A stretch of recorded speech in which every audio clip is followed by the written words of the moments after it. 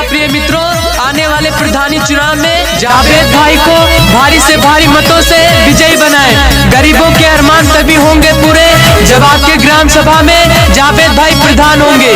सूरज चांद सितारे मेरे साथ में रहे, जनता की ताकत मेरे हाथ में रहे। मोहर कहाँ लगेगा? वोट के निशान पर। अब की मोहर कहाँ लगेगा? वोट के निशान पर। जीतेंगे में रहे। इस गाँव की जनता सारी कर ली पूरी तैयारी, कर ली पूरी। चुनाव सिर्फ चुनाव नहीं होगा, गांव के विकास के लिए बटन दबाएंगे, सुधार लेंगे पिछली बार की भूल को। तैयारी प्रधान बनाना इनको है सबकी जिम्मेदारी।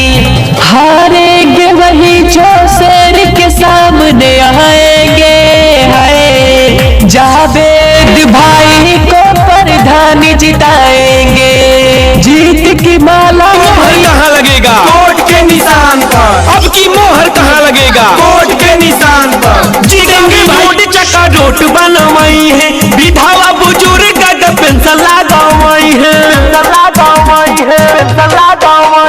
गाँवे गाँवे रोड चक्का रोड बनवाई है, विधवा बुजुर्ग का पेंशन लगावाई है। कहाँ लगेगा? वोट के निशान पर। अब की मोहर कहाँ लगेगा? वोट के निशान पर। जीतेंगे भाई।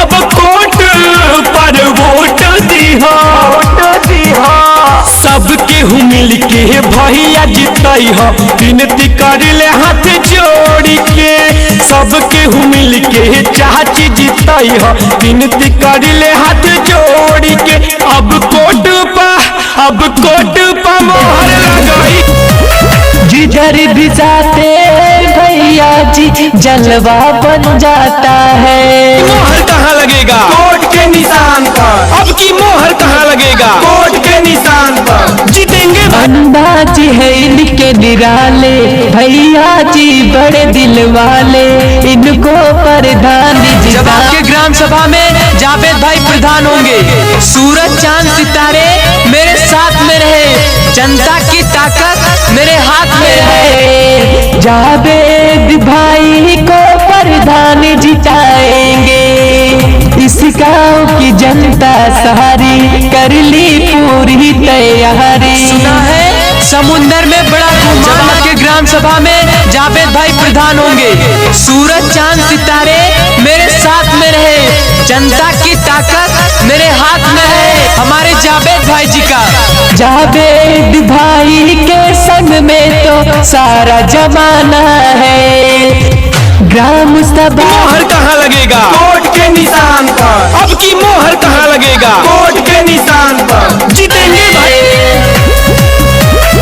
जावेद भाई के संग में तो सारा जमाना है। ग्राम सभा का बच्चा इनका दीवाना है। मोहर कहाँ लगेगा? वोट के निशान पर। अब की मोहर कहाँ लगेगा? वोट के निशान पर। जीतेंगे भाई। बन जाएगा काम तुम्हारा, ये सोच लो इनका कहना। हारेंगे वही जो शेर के सामने आए,